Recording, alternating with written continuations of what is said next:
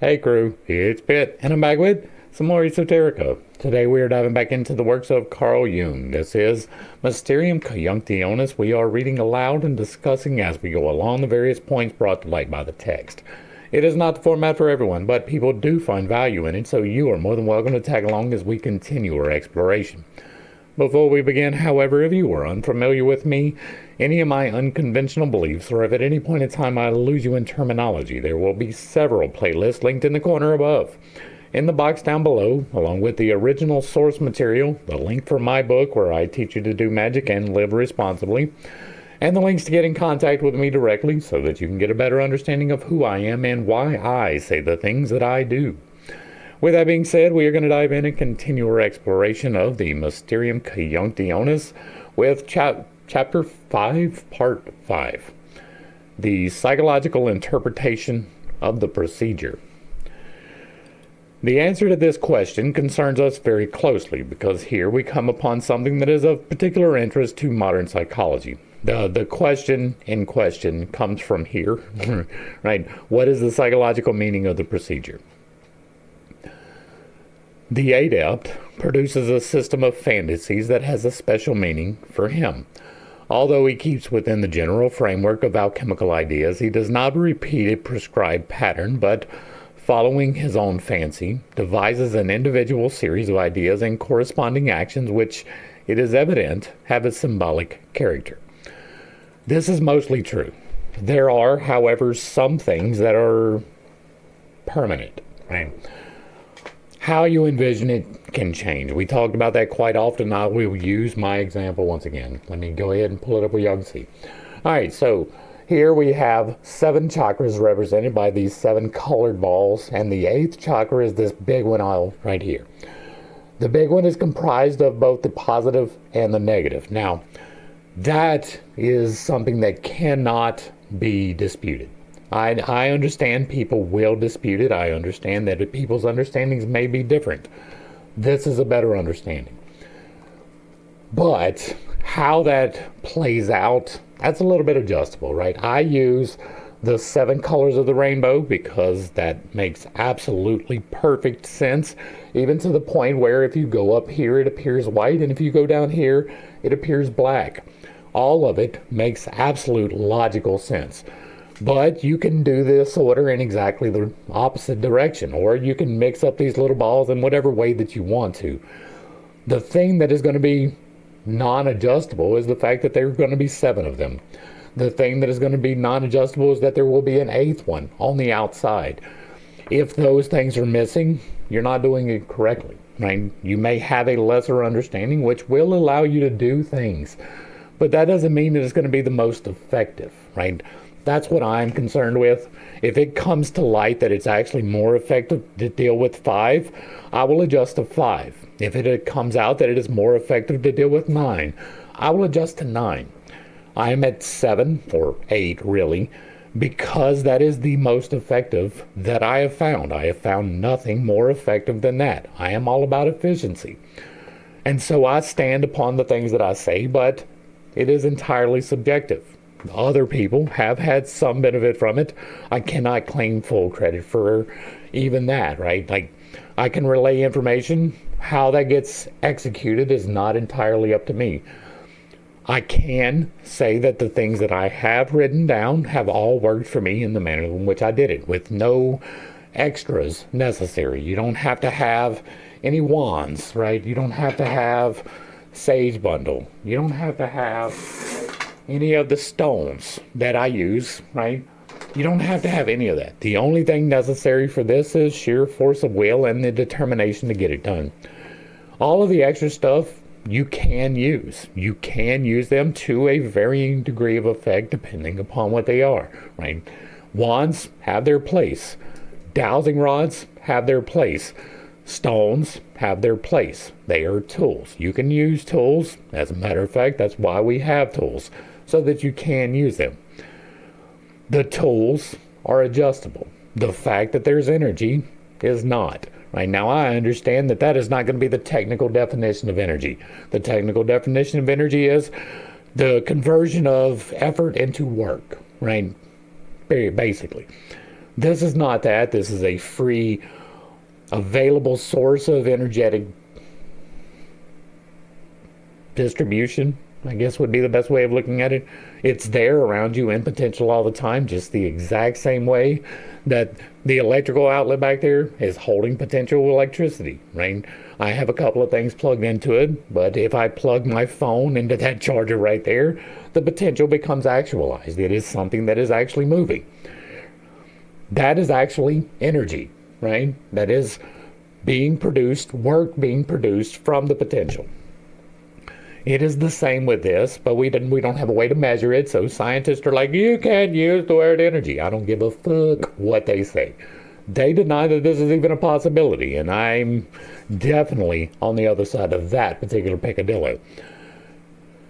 And so, this is partly true, right? When we did the study with Jason from Green Country Agroforestry on the Pitcast thing, we did it like 5 weeks where he took us through the Hebrew alphabet and showed us the meaning behind the words, and then we got to the tree of life. And the point of the Kabbalah is that you can take these individualized concepts and rearrange them as you need to create your own tree. I don't like that. I don't, right? If there is some functional thing, then it should be fairly well defined for all people. That is why I use this. This is a tree as well. There is a canopy, there are roots, and there is a trunk. It is a tree of life, but it is not as adjustable, right? The Kabbalah has a series of opposites that are not opposites at all. And so, yeah, right? Severe problems. You can use it. It is a lesser understanding. The Kabbalah is definitely a lesser understanding. There are other lesser understandings too. When we did Aleister Crowley, for example, he did blood magic. Blood magic is a lesser understanding. If you are doing it, it's effective. You can use it. But it's going to have repercussions that you almost certainly are not prepared for because you simply did not understand what you were doing. Right? It was a lesser understanding. And so some of these things are adjustable, right? The order in which you move the colors, that's whatever. How you adjust your virtues and vices, that's whatever. But you're going to need to adjust your virtues and vices. That is not adjustable, right? That is not negotiable. That is going to be a part of it. You are going to have to do the internal shadow work to make sure that you are aligned for your highest timeline. And there is no part of the highest timeline that you are giving yourself over to the vices or to the virtues. There is a balance to be stricken between them. That is not adjustable. Some things are. Some things you can move. Some things you cannot. I say that with authority, right? I do not claim to be a master, but I am at least an adept. I have done things that most people have not. I am in the top 0.001% of the population. Most people have not done the things that I talk about in this book. Most people do not have the determination that it would take to do the things that are in this book. A lot of people try. Almost nobody actually gets there because they are missing pieces. They have a lesser understanding. I am here to give the greater understanding, whoever's toes that might happen to step upon. I think we hit that hard enough, right? There are some things that are absolutely up for speculation. There are some things that are not. He starts with the production of the medicine that will unite the unio mentalis, his spiritual position, with the body.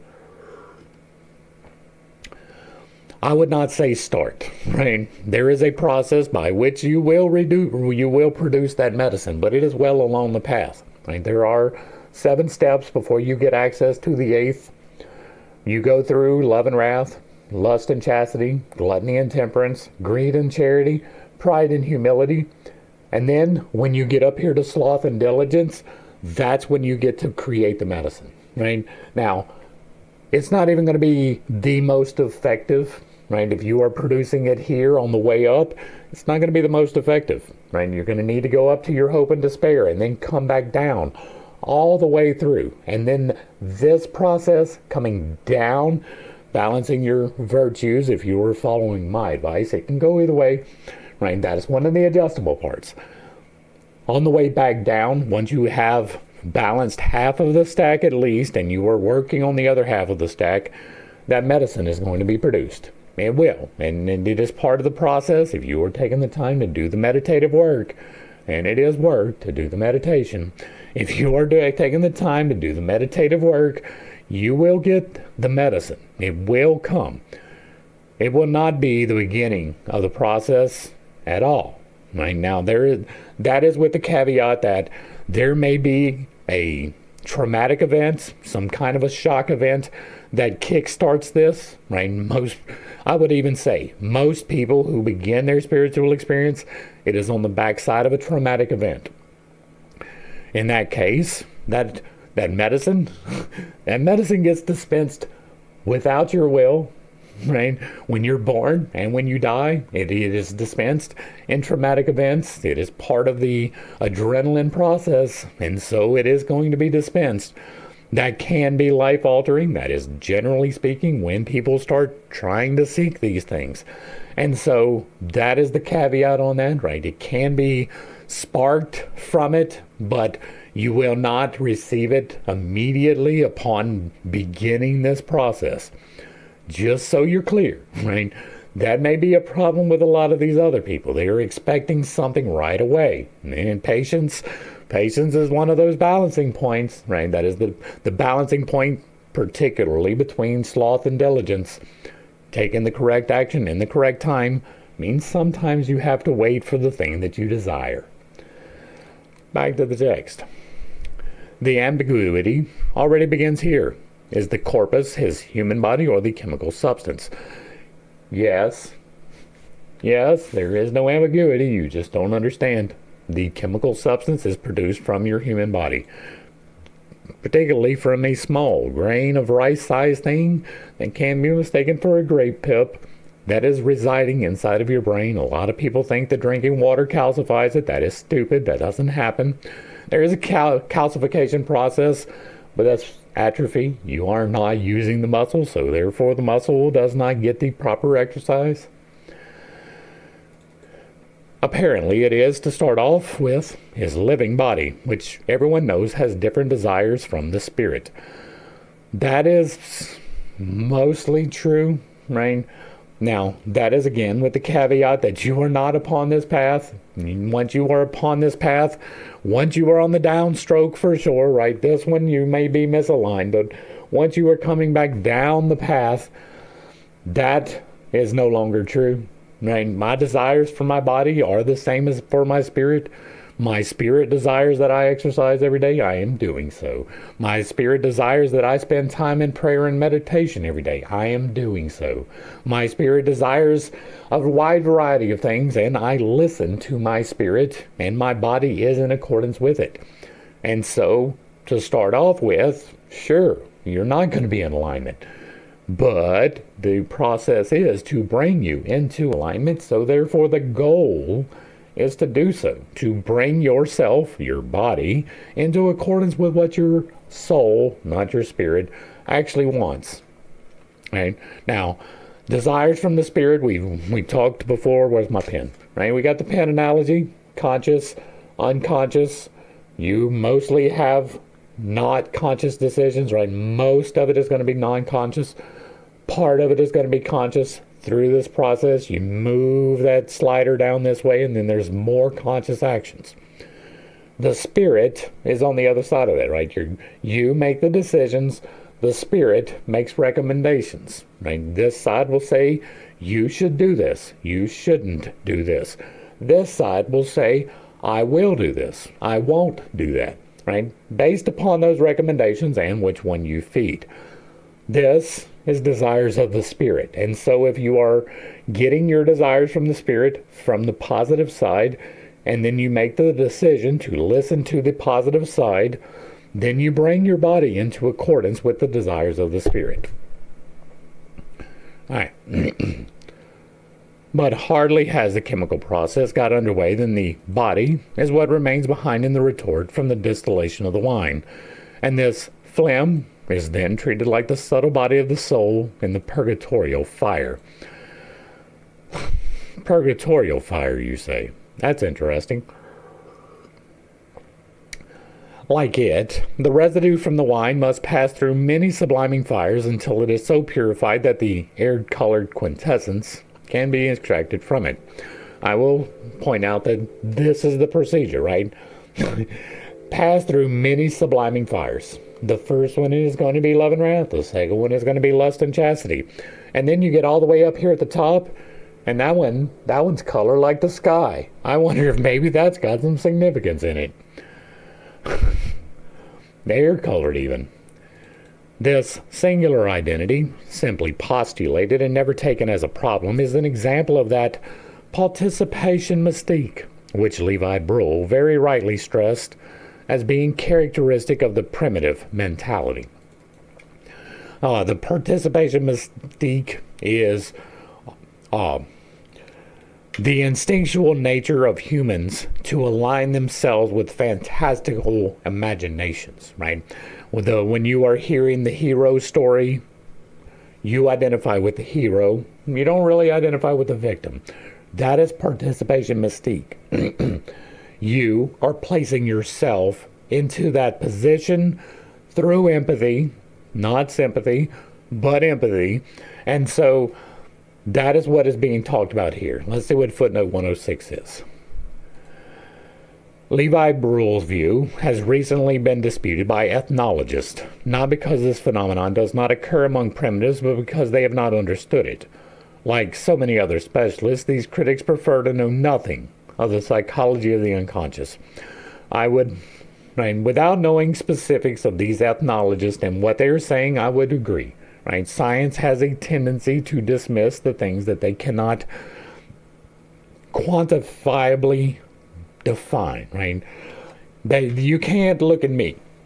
And I use magic, right? I am using this energy, but you can't put a joule count on that, right? You can't say you use this many units of energy. That's going to be very hard. Science will not accept that, right? Science is not going to accept the fact that I have healed myself in 4 ways. They will explain it away as something else. That was the same problem that he was facing, right? He was trying to explain some fairly obvious things, right? Nowadays, we're well past this.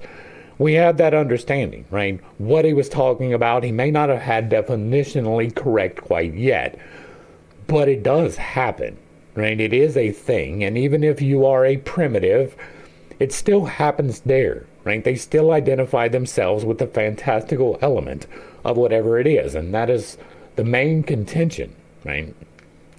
But bear in mind, this was World War II. There were still some very outdated ways of thinking about primitive peoples, that they didn't have capacity simply because they didn't have opportunity. That is something that is most decidedly not true, right?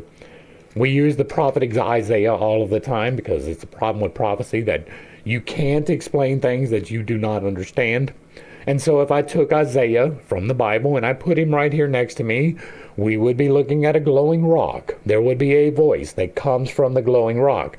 He would not understand almost anything in this room. Like, he could tell you what walls are, kind of, because we got sheetrock, and that was a concept they didn't have. The ceiling, central hair would flummox him, right? There's a lot of things that he might be able to recognize, and there's a lot of things that are completely outside of his scope. He has no idea what a computer is. But if he was here and we had no language barrier, I could train him to use the computer in an effective way. That is the primitive problem, right? That is the problem with the way that they looked at these primitives. They saw the fact that he had never seen a computer, and they're like, oh, he's ignorant. Right? He doesn't have the capacity to understand what a computer is. And that's just simply not it. He just hasn't been exposed to the ideas that would lead that way. That's like here in North America, they were not using the wheel prior to the 1400s when it got discovered, right? That doesn't mean that they wouldn't have been able to use the wheel. It's just that the concept didn't hit. There's a lot of concepts that didn't hit. There are concepts that hit in North America that didn't hit in Europe. These are pedantic arguments, right? Lack of opportunity does not indicate lack of capacity. And that is one of the things that it is one of the foundations in racial problems, right? Well, these people are worse than us because they haven't had the opportunity to learn what a wheel is. So, like, they had the concept of the wheel, they used the medicine wheel, they just didn't have the practical physicality of the wheel.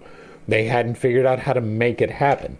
That doesn't mean that they would not have gotten there. They were just behind. They didn't have the idea, so they couldn't expand upon the idea. Europe did. That's the difference. All right, back to the text. The same is true of the unquestionably psychic unio mentalis, which is at the same time a substance like truth hidden in the body. That is the one mind, right? And we do talk about the oneness quite a bit around here, which in turn coincides with the quintessence sublime from the phlegm. It never occurred to the mind of the alchemist to cast any doubt whatsoever on this intellectual monstrosity. There is no intellectual monstrosity. It is the one mind, which is the step that Jung never got. Right? There is a unification in the process of meditation. Meditation is separate from prayer. Prayer is the active part of, right? There's a coin, right? I love my coins. That is the coin, prayer and meditation.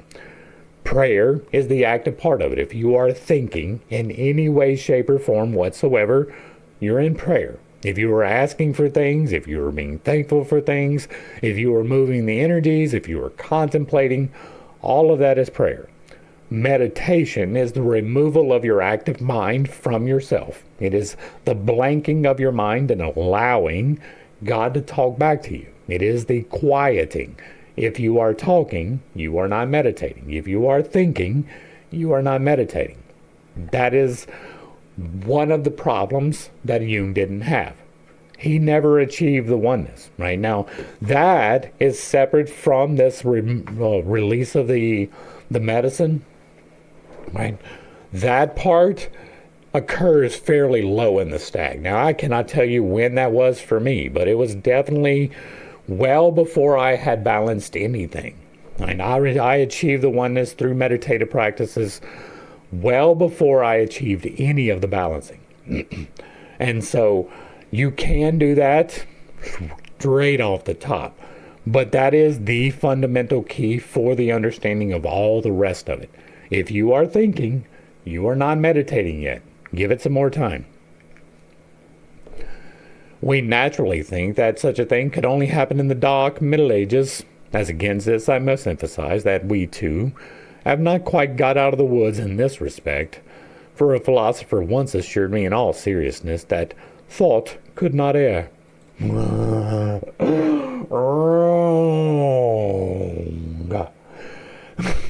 You can definitely have some erroneous thoughts. That is wild. And a very famous professor, whose assertions I have ventured to criticize, came out with the magisterial dictum. It must be right, because I have thought of it. Hitler thought that as well. And just because you can think of it does not mean that it is correct. There is a whole series of checks that needs to happen before you take action. What? Oh, I thought about it. Obviously, it's good. See, that's some Aleister Crowley bullshit right there. Do what thou wilt, right? And then on the face, do what thou wilt is a great thing, right? It is meaning to do what your higher spirit is telling you to do. That means choosing the upper side of that unconscious voice. The problem is that is not how he executed that at all. Like, he did not execute what he laid out at all. Right? He was definitely, I'm just going to do whatever the fuck I want to. Whether it has repercussions for me or anyone else, I don't care. That was what Aleister Crowley did, right? This is that exact same mentality. Well, I can do it because it came to me. I thought about it, therefore I should do it. And that is definitely not good. Definitely not good. All projections are unconscious identifications with the object. Every projection is simply there as an uncriticized datum of experience and is recognized for what it is only very much later, if ever. That is true as well, right? The thing that you get mad about in someone else is the reflection of yourself that you see in them. Right? If you get mad because somebody is late all of the time, it's probably because you are late all of the time. Right? Now, you may not understand that. That is something that you need to work on, right? And it may be that you get mad at them for being late because you hold yourself into such inflexibility that you can never be late, right? That is equally bad. And so you do project the thing that you are dissatisfied with yourself about onto other people, and that is, generally speaking, what brings about the wrath. Everything that we today would call mind and insight was in earlier centuries projected into things. And even today, individual idiosyncrasies are presupposed by many people to be generally valid. The original half-animal state of unconsciousness was known to the adept as the negredo, the chaos, the massa confusa, an inextricable interweaving of the soul with the body, which together formed a dark unity, the unio naturalis. This is mostly true, right? The half-animal state of the negredo is actually you attempting to correct, right? You go from the negredo into the rubedo, right? Into the reddening, from the blackness into the reddening. There might be a reference for that somewheres. I don't know where it might be. It might be right here in front of the camera, right? There is the blackening where you begin, the void, the feminine property, and then you go into the reddening, rubedo. That could be what they were referring to. From this enchainment, he had to free the soul by means of the separatio and establish a spiritual psychic counterposition, conscious and rational insight, which would prove immune to the influences of the body.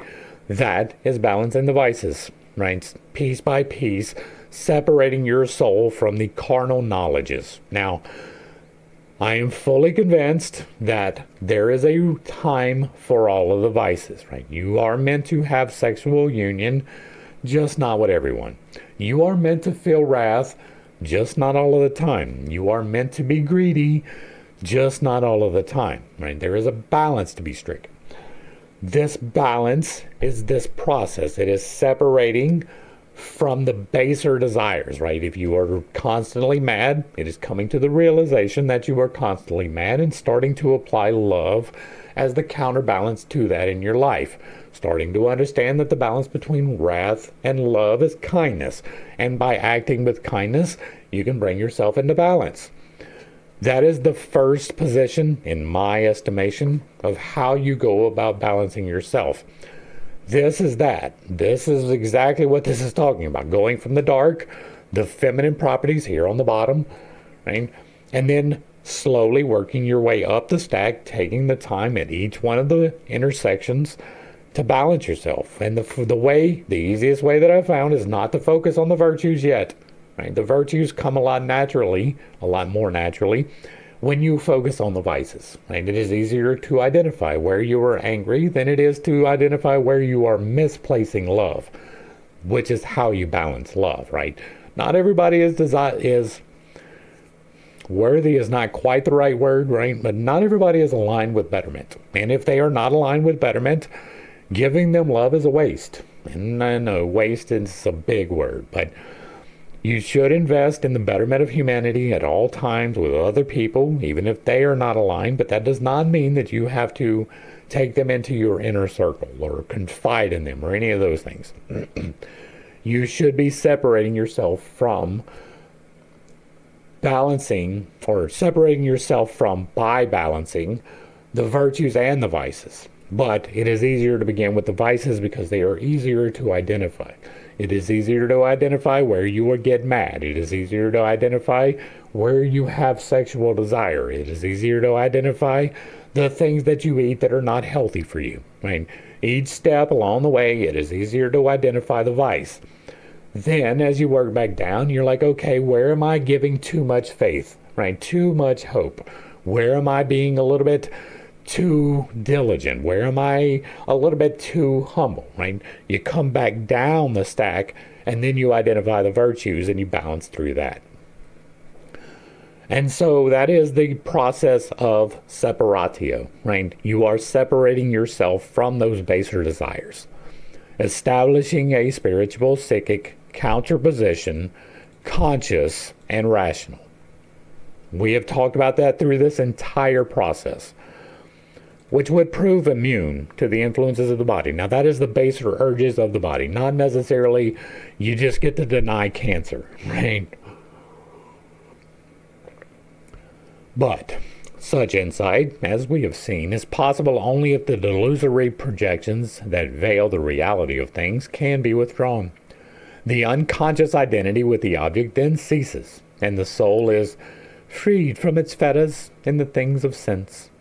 The psychologist is well acquainted with this process, for a very important part of his psychotherapeutic work consists in making conscious and dissolving the projections that falsify the patient's view of the world and impede his self-knowledge. He does this in order to bring anomalous psychic states to an effective nature. An example, neurotic symptoms under the control of consciousness. The declared aim of the treatment is to set up a rational, spiritual, psychic position over against the turbulence of the emotions. This is the exact same thing. Now, the problem with this, right? The problem with going to someone else with this is that most people don't know what to do, right? Even psychologists, they're guessing a lot of the time. You may not like to hear that if you're seeing one, but they have these things, these procedures that they work through, and they're like, okay, we'll start here and we work through this, and if it works, great. If it doesn't, we go try something else. That is the process, right?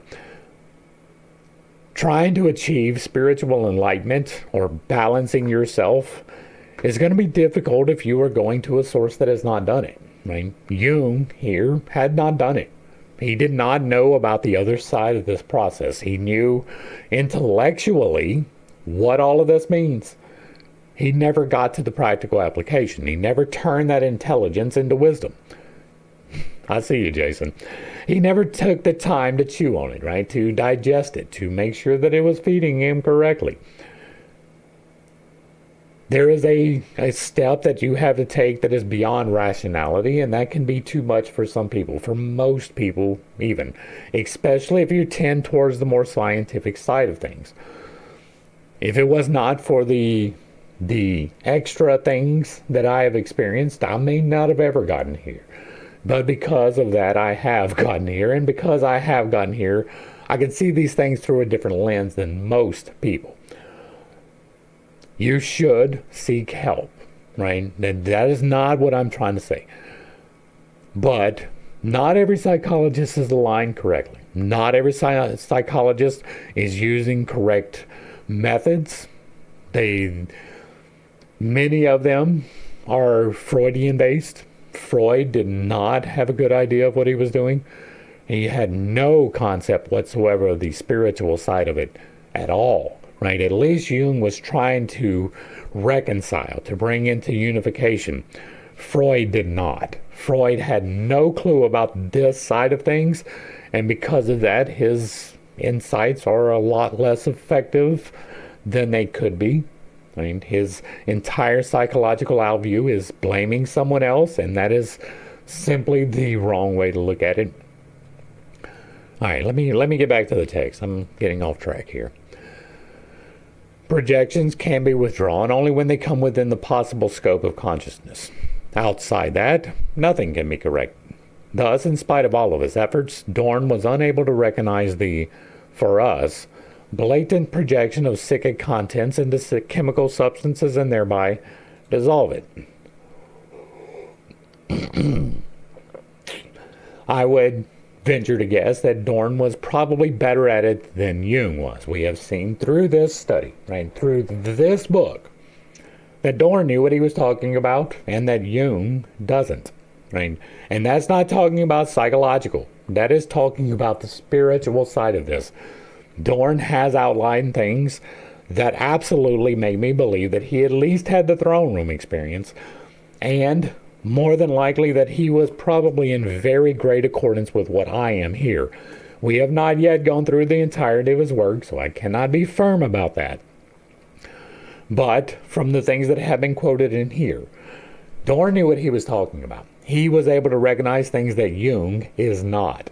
And Jung, because he is not able to recognize the wisdom that is contained within the intelligence of the relayed information, he is drawing the wrong conclusions from it. He is deciding that Dorn didn't know what he was talking about.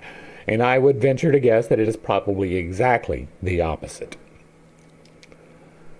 Evidently, his understanding in this respect still moved within the confines of the contemporary consciousness, even though in other respects it plumbed to greater depths than did the collective consciousness of that age. Thus it is that the psychic sphere, representing the body, miraculously appeared to the adept to be identical with the chemical preparation in the retort. Hence, he could believe that any changes he effected in the latter would happen in the former as well. Significantly enough, one seldom hears of the panacea, or lapis, being applied to the human body. That is because it is internal. If you have got access to it, it does its thing almost by itself.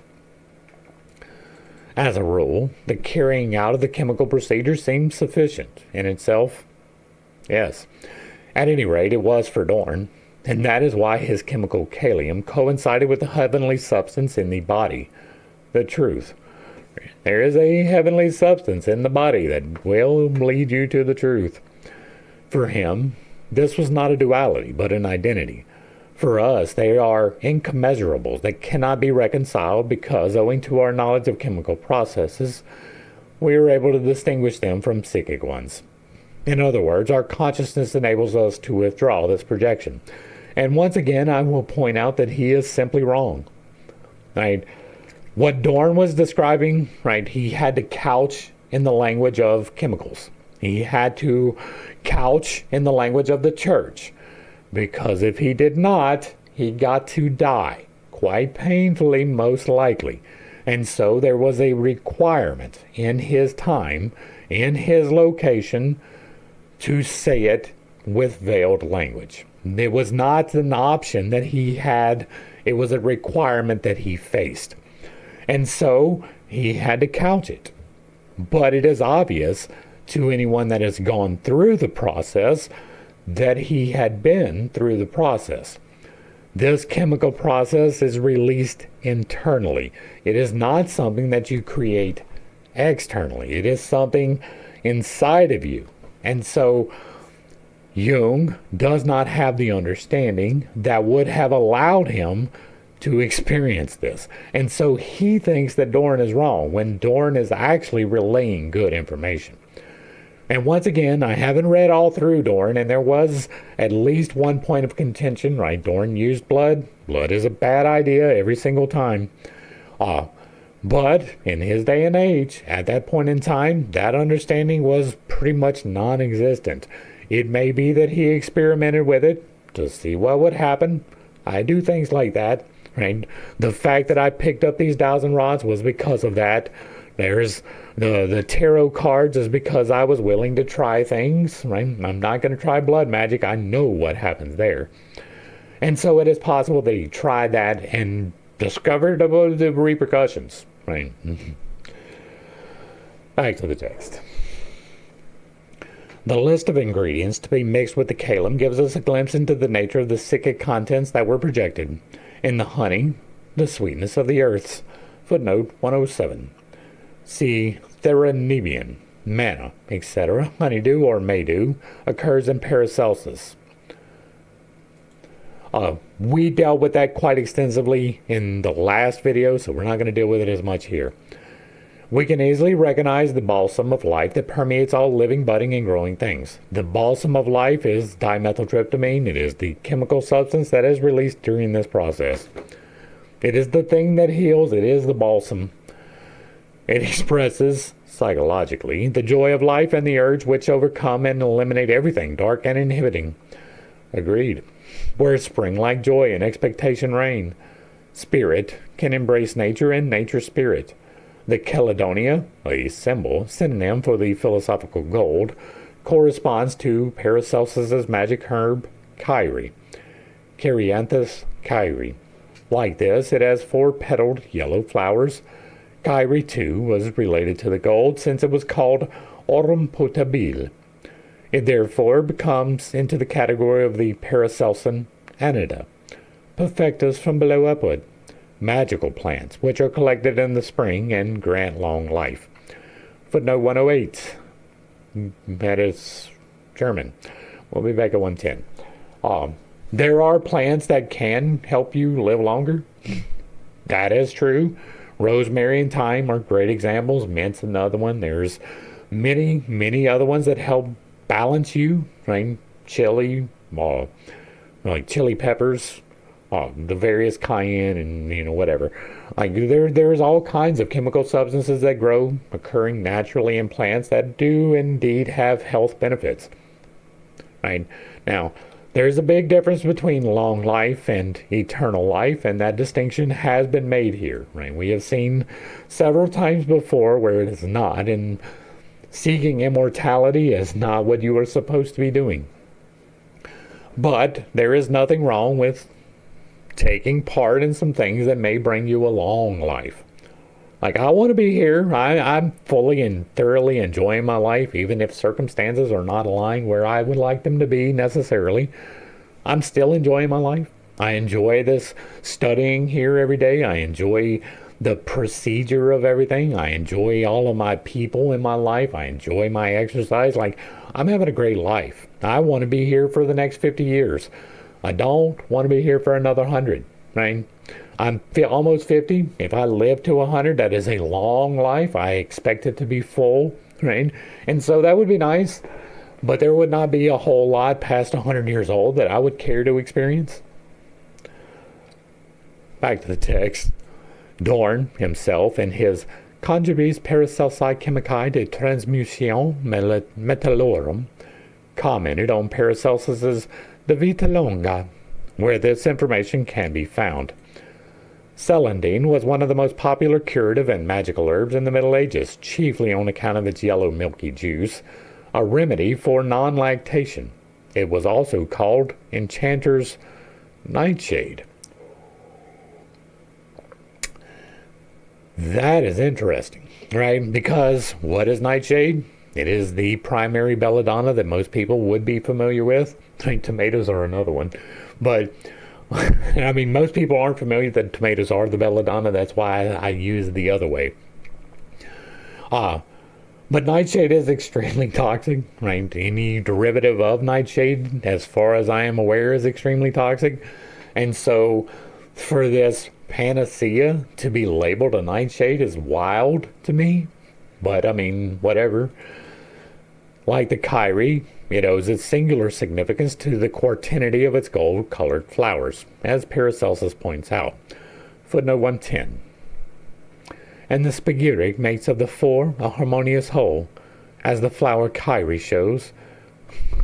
Now, the spagyric is that internal medicine, and it makes the four, the various elements, is what he is referring to, rain, earth, air, water, fire.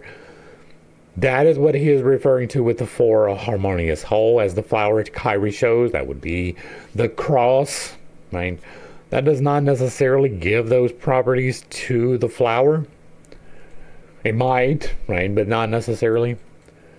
The analogy with gold always signifies an accentuation of value. The addition of Caledonia projects the highest value, which is identical with the quartinity of the self into the mixture. If it draws out the soul of Mercurius, this means psychologically that the image of the self, the golden quartinity, draws a quintessence out of the chthonic spirit. I must agree with Dorn, and no doubt with the reader too, that this statement is vix intelligibilis. I can explain this only as a result of the extraordinary intellectual difficulties we get into when we have to wrestle seriously with a mind that can make no proper distinction between psyche and matter. The underlying idea here is that of Mercurius, a dual being who was as much spiritual as material. He was not material at all. Right? That is another one of those things, right? There was never actually an entity called Mercurius. The entity called Mercurius was a personification of the light and the dark forces. This giant one here is the combination of those two. This is the representative of the spirit, Mercurius, is quite literally the spirit. It is both the positive and the negative, the masculine and the feminine forces in balance. That is Mercurius. So, once again, Jung doesn't have the understanding, and he thinks that he does. In my special study of that subject, I pointed out that outwardly, Mercurius corresponds to Quicksilver, but inwardly, he is a Deus Terrenus and an Anima Mundi. Deus Terrenus is earthly God, and Anima Mundi is the spirit that motivates. Right? In other words, that part of God which, when he imagined the world, was as it were left behind in his creation. Footnote 111. The Hermetica. That is in part true, right? The spirit is quite literally everything in existence, and so it is what was left behind in the creation, what God decided to create when he imagined the world, right? That is true. Mercurius does not correspond to Quicksilver. However, Quicksilver is the synonym for the soul. That is not the spirit. The spirit, the soul, and the body are three separate things. They interplay. Your body is created out of the spirit. The spirit is quite literally every element in existence. The logos is all of those elements in motion, combining and doing things. And so Quicksilver corresponds to the soul. The soul is the part that makes the decisions. It is the conscious end of the pen analogy. The other side, that's God. It is the spirit, kind of, right? But this is both the positive and the negative suggestions that you receive from the unconscious. That unconscious is the part of your consciousness that is still connected to the divine. And so this is mostly true, right? Even chapter 1, right? Before the beginning there was God, and God was infinite and without form, the void, and then God decided to create and became the creation, the beginning. The Holy Spirit created was all of the elements in existence, and then he spoke and said, I am the light, and he set that in motion. That was the Logos. That is it in short, right? Very short. There will be a video linked. But this is in accordance with that. Or, like the Sophia of the Gnostics, got lost in physis. Mercurius has the character which Dorn ascribes to the soul. That is only because the understanding of soul was not correct, right? Spirit, soul, and body are three different things, right? The body is the temple, the soul is the part that makes the decisions, and the spirit is the part that carries it out. The spirit is Mercurius. He is good with the good, evil with the evil. And again, that is both sides of the dual nature of the spirit. The spirit is not necessarily only good. It is quite neutral, in fact. And thus occupies a middle position morally. Just as the soul inclines to earthly bodies, so Mercurius frequently appears as the spirit and matter in chthonic or even underworldly form, as in our text. He is then the non-human spirit who holds the soul captive in physis, for which reason it must be liberated from him. In a psychological sense, Mercurius represents the unconscious, for this is to all appearances that spirit, which comes closest to organic matter and has all the paradoxical qualities attributed to Mercurius. In the unconscious are hidden those sparks of light, scintillae, the archetypes, from which a higher meaning can be extracted. Footnote 112. See the extraction of cogitation in Liber Plat Quitorum from the Theatrica Chemicum. We will not be back here until 1:15. The magnet that attracts the hidden thing is the self, or in this case the theoria, or the symbol representing it, which the adept uses as an instrument. The magnet is indeed the instrument. The extractio is depicted figuratively as an illustration in Rusner's Pandora, a crowned figure with a halo, raising a winged, fish-tailed, snake-armed creature, the spirit, likewise crowned with a halo out of a lump of earth. This monster represents the spiritus mercurialis, the soul of the world, or of matter, freed from its fetters, the filius macrocosmi, the child of the sun and moon born in the earth, the hermaphroditic homunculus, etc. We have covered all of these ideas, right? The child of the sun and the moon is talking about the balance, the rest of this is as well. Basically, all of these synonyms describe the inner man as a parallel or complement of Christ. That is not true. The reader who seeks further information on this figure should refer to Psychology and Alchemy and Eon, 115, 116. The Lapis Christ parallel and chapter 5. Let us now turn to another ingredient in the mixture, namely the rosemary flowers, Flores Rosis Marini. In the old pharmacopoeia, rosemary, Rosmarius officinalis, was regarded as an antitoxin, presumably on symbolic grounds, which may be connected with its curious name. Ros marinus, sea dew, was for the alchemist a welcome analogy for the aqua permanens, which in its turn was mercurius. Footnote 117. Also called Ros Gideonis, with references to Judges 6:36. This is an ancient idea, see Macrobius. There is in it, the moon's, light, something that flows down from it which moistens bodies and soaks them with a kind of hidden dew. Dew wakens the dead and is the food for the holy. Arrhenius speaks of the dew of light in Gnosticism. In Rabanus Maranus, it is God's grace. In Romanus, it is Christ. Dew contains the mellifluous nectar of heaven. Hermes Trismegistus meant dew when he said in the Tabula Smaragdina, its father is the sun, its mother is the moon. Dew is frequently mentioned in the turba. That dew is exactly what I was talking about being produced right here. Right? When you pull up and then right back down, there is a light. That light helps you when you are grabbing that dew.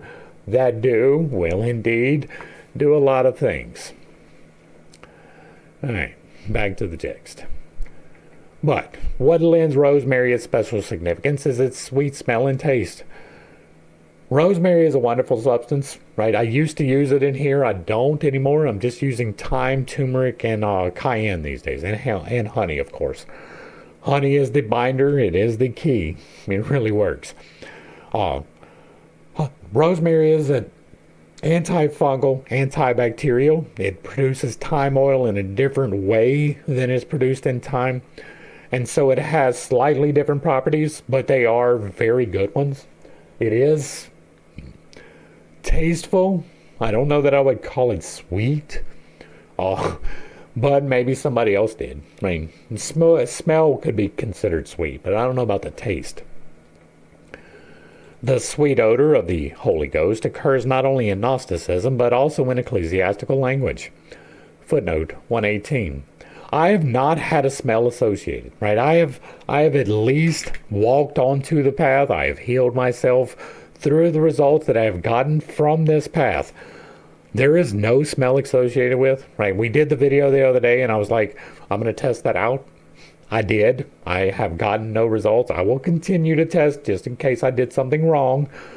But right, I was able to achieve the oneness, to get into the meditative state, then to move the energies in the proper ways with no particular smell. Now there is an amplification of smell that happens, just as there is an amplification of the details of around you. When you come out of the meditative state, once you have released the oil, there is a super imposed upon your senses. Touch is a little bit more sensitive. Sight is a little bit more sensitive. Smell and taste also. And so there is that. But other than that, I have found no particular odor. I was thinking maybe it would be like ozone or something. I have found nothing. Right? I'm still experimenting. I will continue to do so, but so far, nothing. It imbued the whole world with the odor of knowledge. The great book of the Manichaeans speaks of the odor of almighty life. Compare the sweet odor of Sapentia with the perfume of the mother goddess in and around the temple of Hierapolis, and with the scent of the tree of life in the book of Enoch. See the book of Enoch for reasons to dismiss that particular book. See also Nessel and Lohmeyer. We'll be back at 124. not only in Gnosticism, but also in ecclesiastical language, and of course in alchemy, though here there are more frequent references to the characteristic stench of the underworld, the odor sepulchrorum. Hydrogen sulfide. Rosemary was often used in marriage customs and as a love filter, and therefore had for the alchemist a binding power, which was of course particularly favorable for the purpose of conjunction.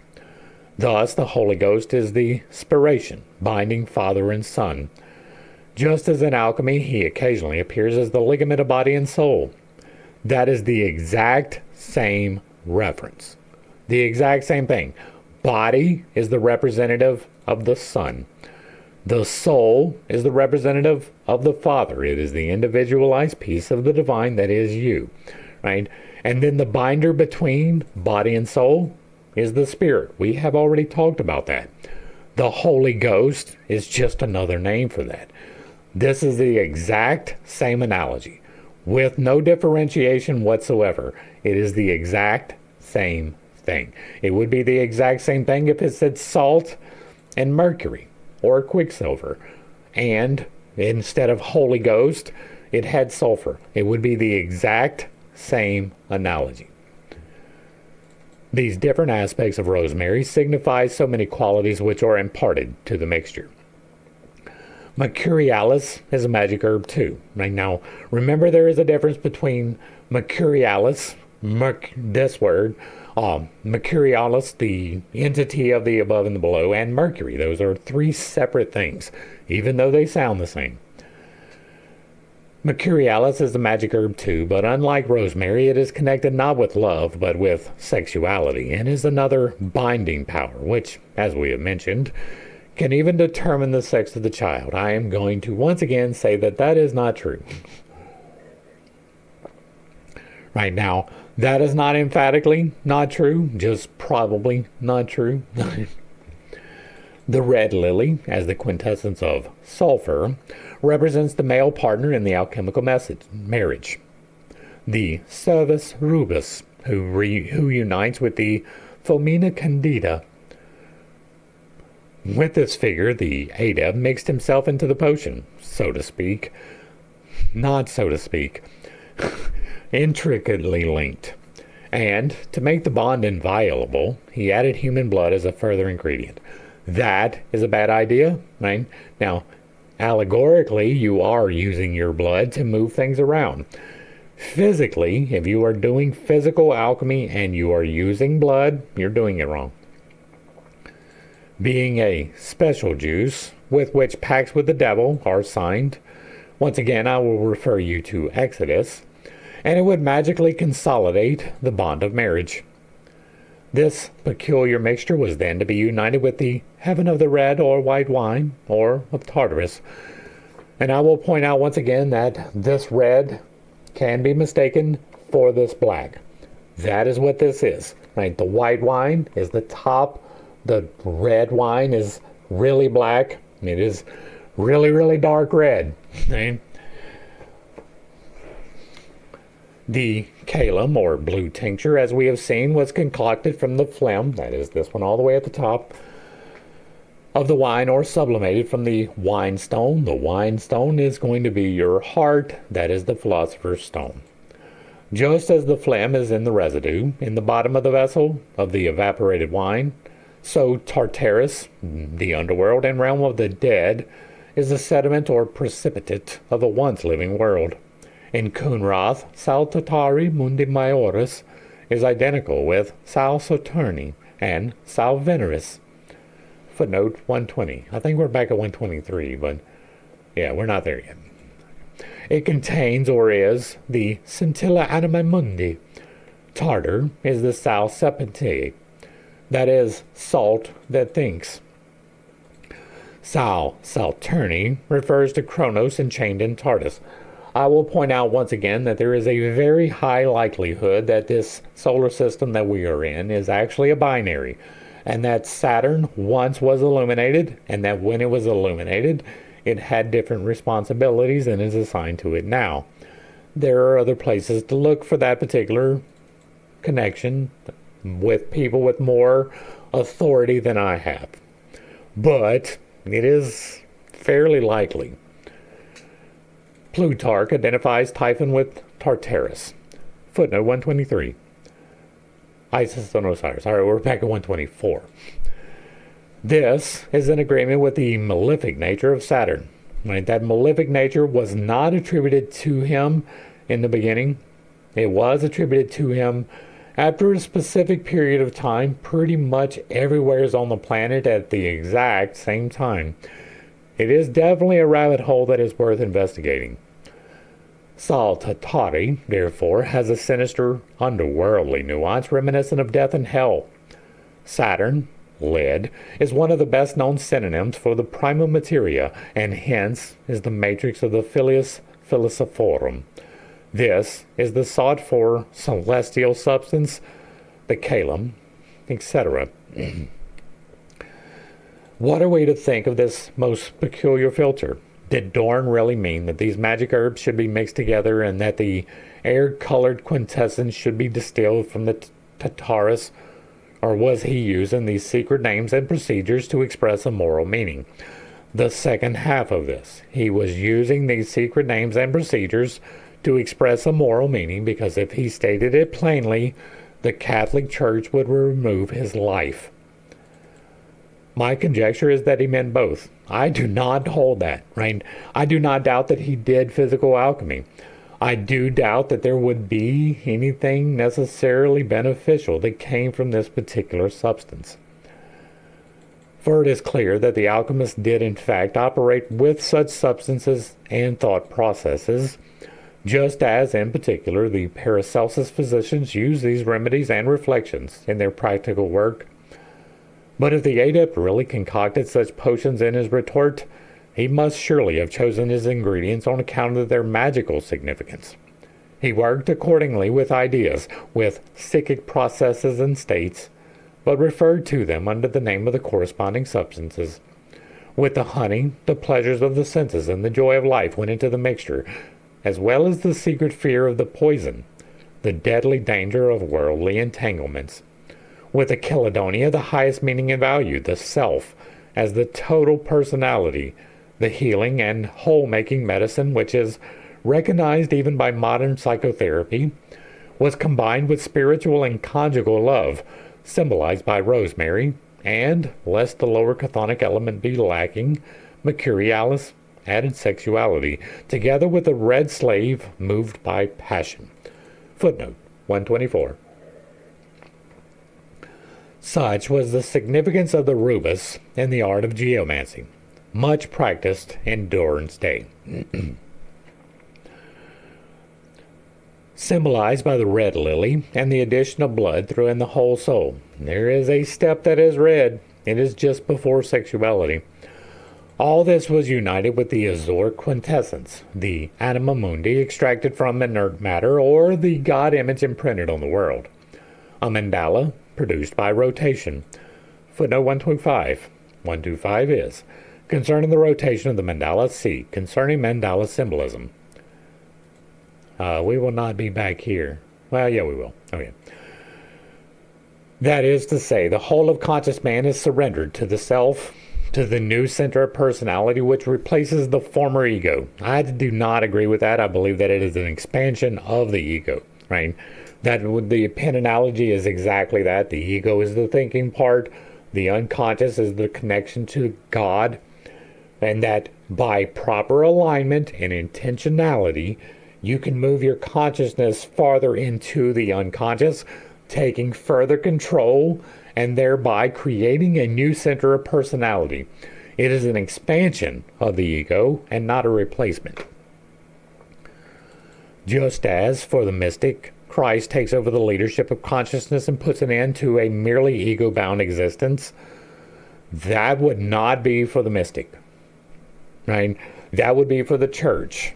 Now, the mystic might use the language of Christ, but there are reasons for that. Takes over the leadership of consciousness and puts an end to the merely ego-bound existence. So the Filius Macrocosmi, this son of the great luminaries and of the dark womb of the earth, enters the realm of the psyche and seizes the human personality, not only in the shining heights of consciousness, but in the dark depths, which have not yet comprehended the light that appeared in Christ. The alchemist was well aware of the great shadow which Christianity obviously had not assimilated. Yeah. I don't know. I think they assimilated it fairly well. I think that it was the light that they did not assimilate. That's what I think. I think that they did not assimilate the good things. I think they assimilated the bad things very well. They are quite effective at shutting down free speech. They had free thought. They were quite effective at quelling anybody that went outside of the bounds whatsoever. That is shadow work. Or not shadow work, but shadow residence. Right? That is definitely the history of the church. Definitely. And he therefore felt impelled to create a Savior from the womb of the earth as an analogy and complement of God's Son who came down from above. See the Bible study. The production of the Calem is a symbolic rite performed in the laboratory. Its purpose was to create in the form of a substance that truth, the celestial balsam or life principle, which is identical with the God image. Alright, so it was a symbolic, right? This is symbolic. It has real physical effects. It creates the celestial balsam, right? It is even identical with the God image. It is not produced in a laboratory. Now, the production in the laboratory was an attempt to create in physicality that which was discovered spiritually. And because of the core law of correspondence, which is not really a good law, right? The as above, so below, right? If you can conceive it in the spiritual realm, then it should be achievable in the physical realm. And that is not necessarily true, right? Immortality exists in spirituality. It does not exist in physicality. There is no as above, so below in that particular instance. That destroys the infallibility of the argument. There are other examples. That is simply the most convenient. And so this is entirely a spiritual process, and the alchemy, the physical alchemy that came from it, was simply them trying to create it in physicality, even though it's not possible, right? They didn't know that it wasn't possible, right? And it might be possible. I can be wrong. There might actually be a stone that you can discover, but I doubt it, right? There is not necessarily the law of correspondence in that particular way.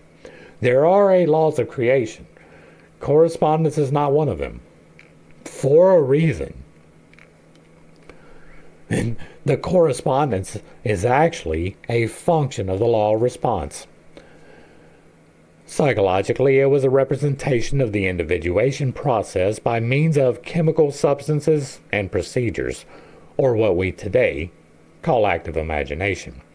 This is a method which is used spontaneously by nature herself or can be taught to the patient by the analyst. As a rule, it occurs when the analysis has constellated the opposites so powerfully that a union or synthesis of the personality becomes an imperative necessity.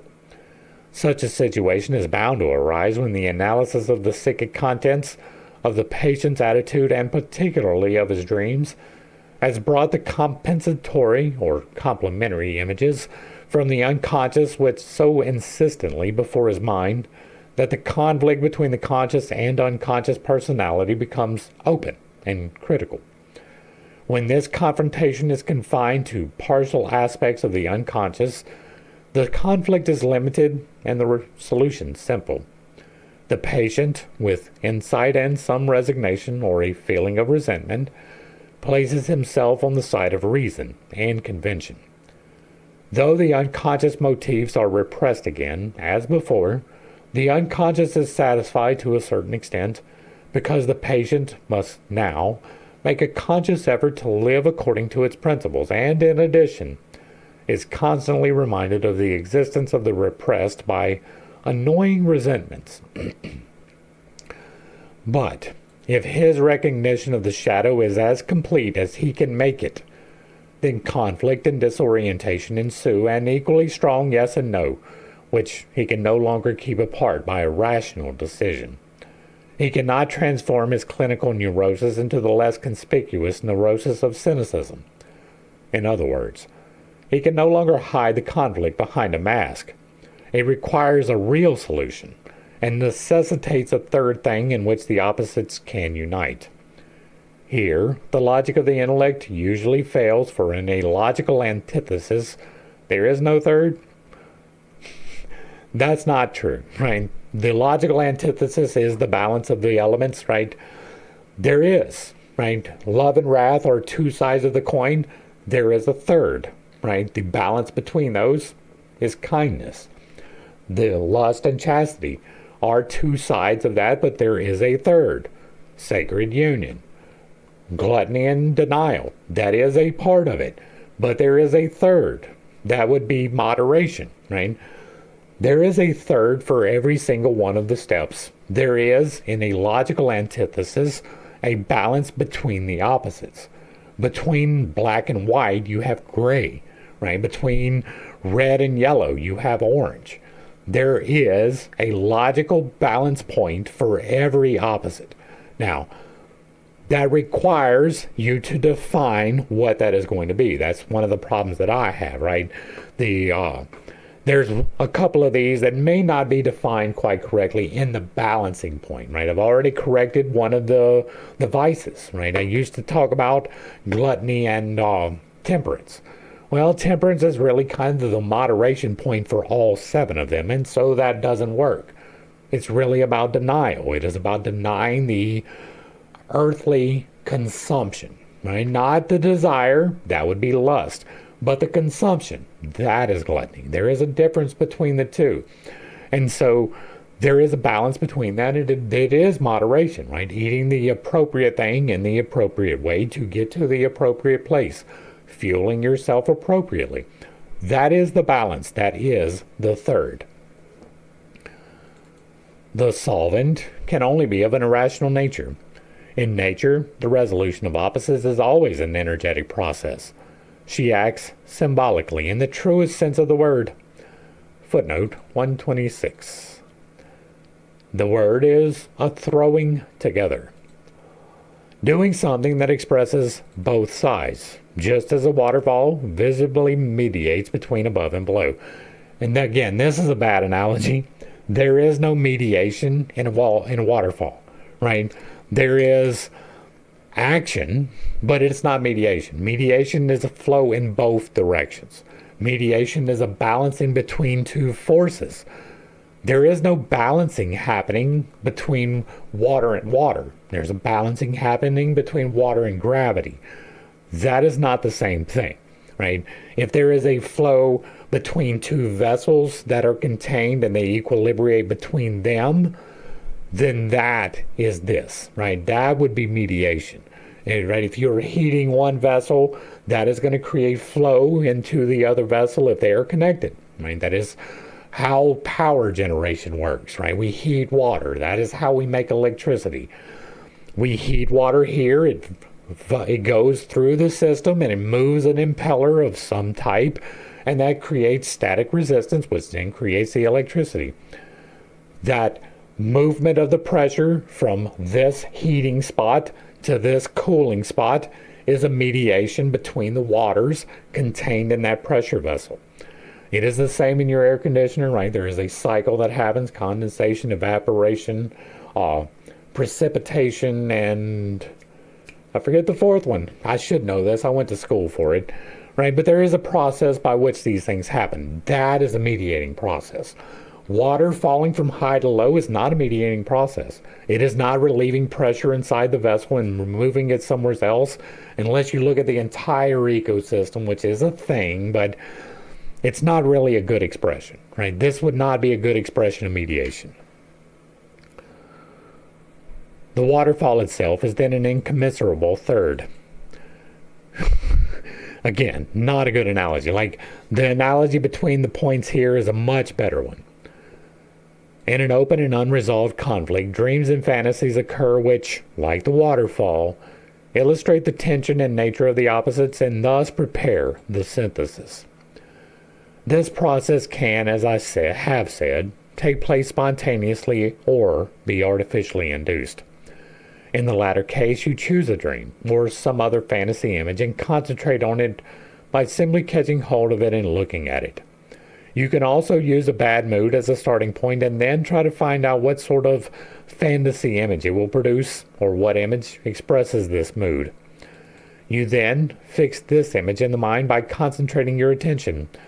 Usually, it will alter, as the mere fact of contemplating it animates it. See quantum physics. The alterations must be carefully noted down all the time, for they reflect these psychic processes in the unconscious background, which appear in the form of images consisting of conscious memory material. Now, I do not have a lot of experience in dreams. I know somebody's going to be like, what? That's not like, I do dream, but it's exceedingly rare. And when I mean exceedingly rare, like I don't just wake up and like, oh, I had a dream, but I don't remember it, right? I sleep, I wake up.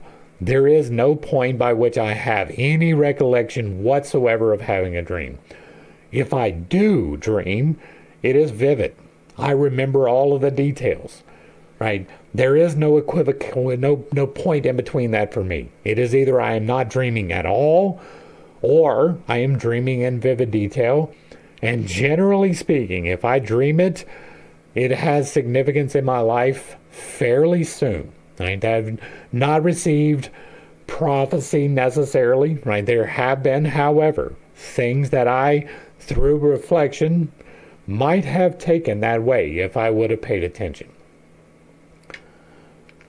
And so I don't have a whole lot of talk about the dream side of things. I just don't have the experience with it. In this way, conscious and unconscious are united, just as a waterfall connects above and below. A chain of fantasy ideas develops and gradually takes on a dramatic character. The passive process becomes an action. Now that, I do have some agreement with. At first, it consists of projected figures, and these images are observed like scenes in the theater. In other words, you dream with open eyes. As a rule, there is a marked tendency simply to enjoy this interior entertainment and leave it at that.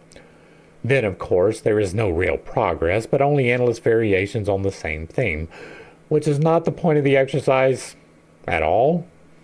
What is enacted on the stage still remains a background process. It does not move the observer in any way, and the less it moves him, the smaller will be the cathartic effect of this private theater. We're going to talk about this real quick.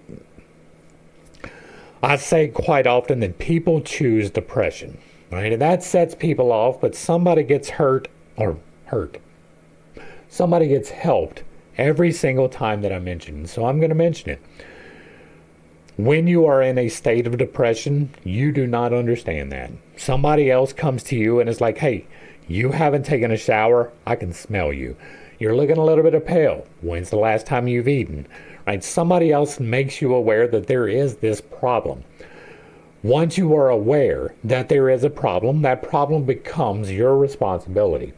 You are responsible for understanding what is making you feel this way. It may be an external thing. It might be an internal thing. The only way to understand that is to do the shadow work, to go into the causation. This particular thing is causing me a problem. What do I feel from that? I feel anger. Okay, why am I feeling anger? Well, this one time when I was a child, this particular thing happened and it was unfair. And so I feel anger for this one thing now, right? That is an example of going in and doing the shadow work. Most people don't do that. They go in and they say, this thing makes me feel bad. How can I avoid this thing? Right? That's what this is talking about. This is the exact same thing expressed in a different way. The tendency that we have to identify it and then not deal with it is a significant problem. It is one of my major contentions with psychotherapy today, because they'll have you come in and tell this story and not have you do the shadow work to get to the root of it. Right? They'll be like, oh, it made you feel this way. Well, here's some adjustments you can make. Well, those adjustments are great, but if you don't go back and root cause it, that is still going to be a problem for you as you progress. This is the exact same thing. What is enacted on the stage remains a background process. If you do not deal with it, if you do not go in with open eyes even, right? Go in understanding fully what you are trying to understand. All right, back to the text. The piece that is being played, and the point of that being is if you are not doing the shadow work, if you are depressed and you come to the realization that you are depressed and you are still going back to that thing, whatever it may happen to be, simply to express displeasure and not to root cause it, then you are choosing to be depressed. You are going and picking up baggage that you've already put down. You've already identified, hey, this is a problem. And instead of opening the suitcase and figuring out what's inside of it, you just pick it up and move it a little farther down the road. And then you pick it up again and you move it farther down the road. You've got it right next to you. Go in the fucking bag. See what's in there. Get it out of your way. That is the way to deal with it. Don't ignore it. That I am unequivocal upon. Do your fucking shadow work. It sucks. You're going to cry. You're going to get mad. You're going to feel all of the emotions you're supposed to, right? Once you feel the emotion, that emotion is keying you in on a particular part of the problem. Figure it out. Back to the text. The piece that is being played does not want merely to be watched impartially. It wants to compel his participation. If the observer understands that his own drama is being performed on this inner stage, he cannot remain indifferent to the plot and its denouement. He will notice, as the actors appear one by one and the plot thickens, that they all have some purposeful relationship to his conscious situation, that he is being addressed by the unconscious, and that it causes these fantasy images to appear before him. I'm in agreement. Now, I don't have fantasy images. Like, if you're new here, if you don't know I have aphantasia, probably part of the reason why I don't dream. I don't have the capacity to close my eyes and envision anything at all, right? I can move colors these days.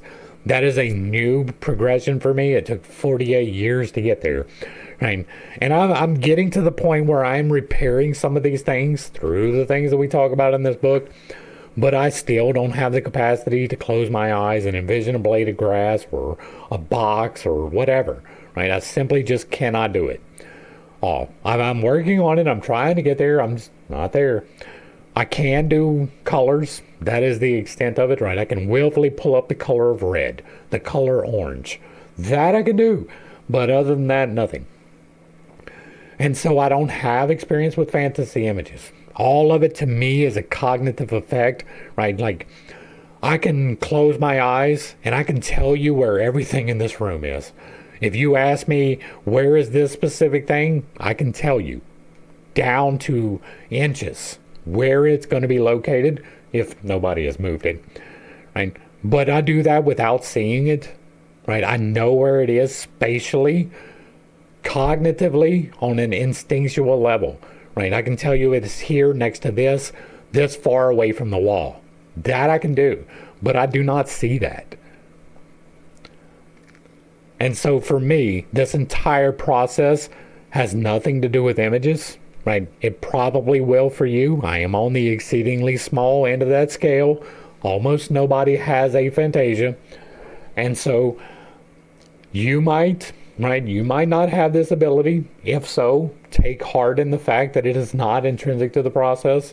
I have been able to do all of the shadow work without having to imagine it, right? I can go back and understand it and even pull up the feelings and all of the things without actually seeing anything in my mind's eye. I want to point that out too, because I am rare in this instance, right? I've got a whole lot of things that make me exceedingly rare. I'm left-handed. I've got aphantasia. I've got heterochromia. I've got hazel eyes. I've got like all kinds of things that make me specifically me. I am an individual, right? Most of those things that I just listed are only less than 5% of the population thing. And I've got a stack of those, like a whole stack of less than 5%. Most of them, like aphantasia, is 1% or less of the population.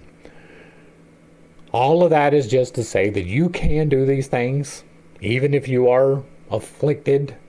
Afflicted's not quite the right word, but even if you are dealing with the particular issue that I am. All right. He therefore feels compelled or is encouraged by his analyst to take part in the play, and instead of just sitting in the theater, really have it out with his alter ego. That is shadow work.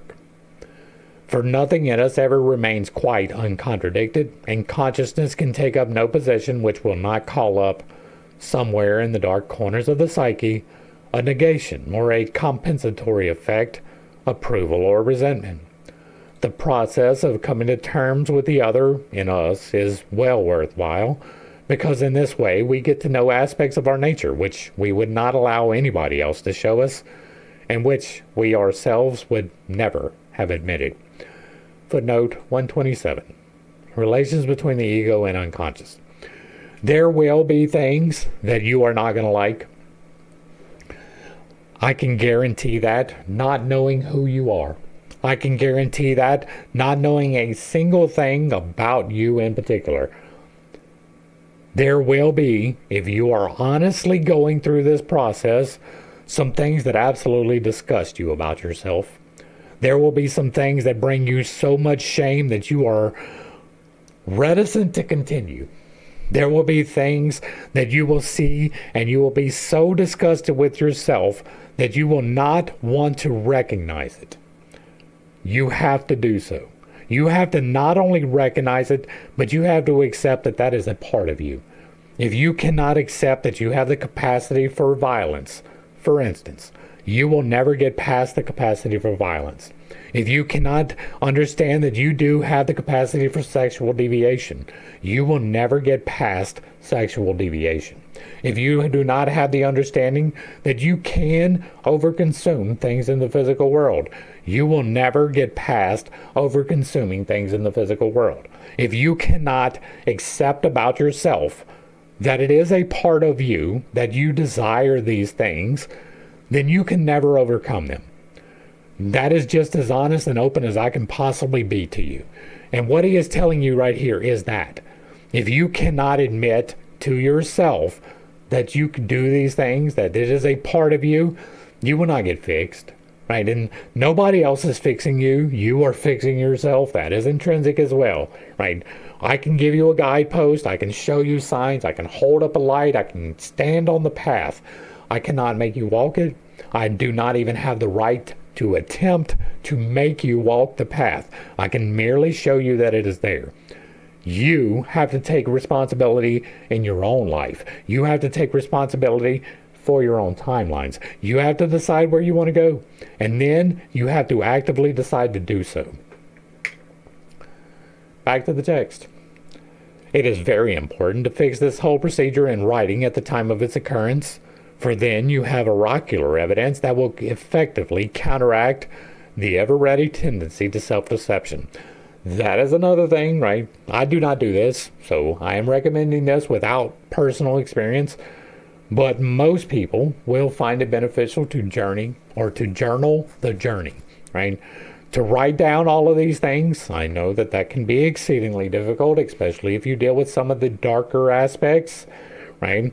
Putting that down in writing can be intimidating. That is fully understandable. Write it down and destroy it, right? The act of writing it down does release some extra things. Like I've written goals.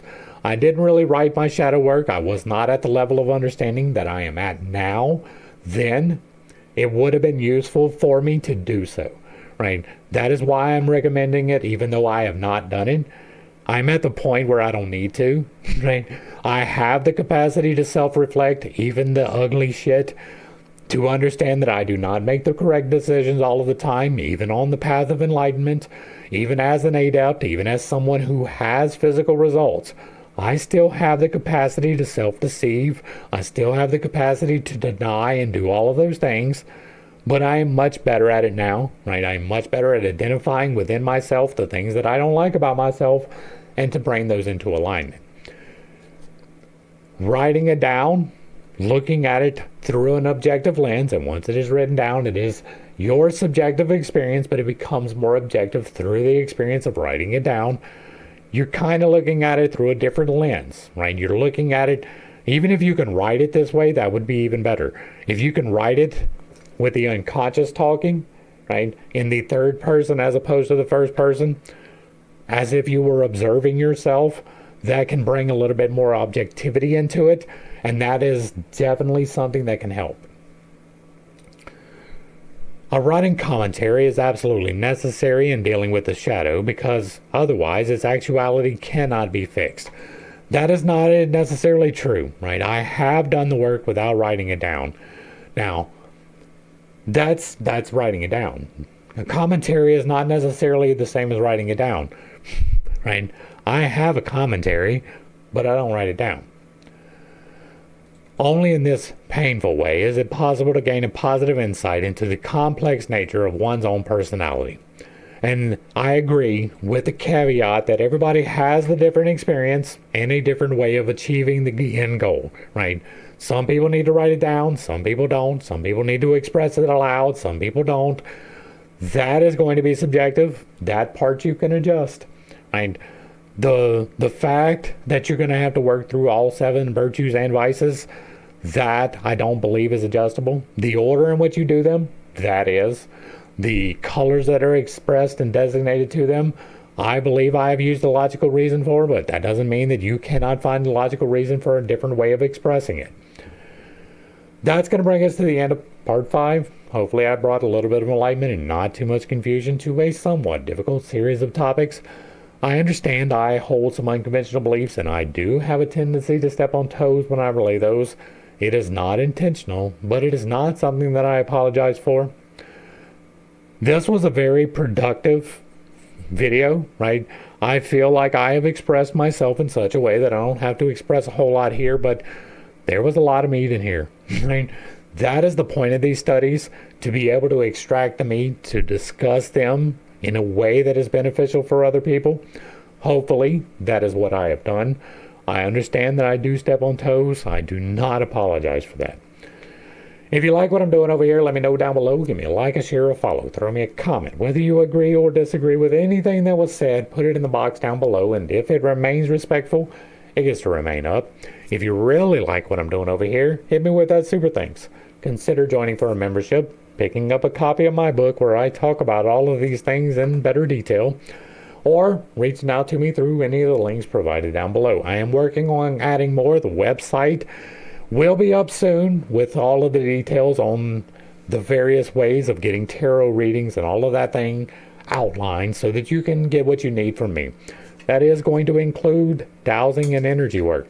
So if you are interested, check out the links down below. To the crew, thanks for hanging out. I appreciate every single minute that you were here with me, and I am praying for you every single day. Until next time, I love you.